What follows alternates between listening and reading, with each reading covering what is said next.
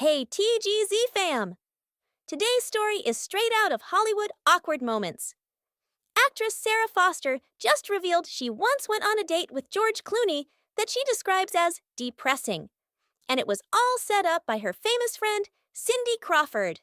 Let's dive into the unexpected story. So here's the backstory. Sara Foster, now 44 and known from 90210 and barely famous, shared this story on the world's first podcast with her sister. About 30 years ago, when she was around 24, Cindy Crawford and her husband Rande Gerber tried to set her up with George Clooney, who was then in his early 40s and one of Hollywood's biggest bachelors. But right away, Sara knew it wasn't going to work.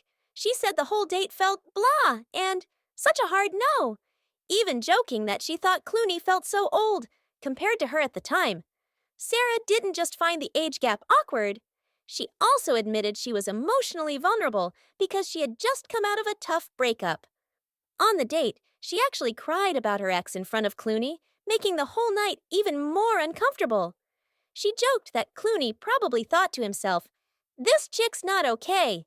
Sara even said she was offended that Cindy and Randa thought it made sense to match her up with someone so much older, and she never really understood big age gap dating. That candid honesty had listeners laughing and cringing at the same time. Of course, life moved on for both of them.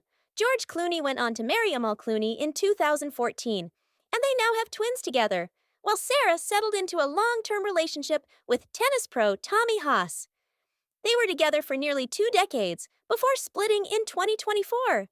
Sara's story is one of those Hollywood isn't always glamorous moments.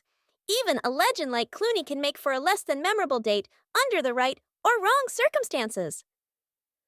All right, fam. Have you ever gone on a date that was way worse than expected? Drop your awkward stories in the comments. And don't forget to like, subscribe, and hit that bell for more celeb tea from TGZ.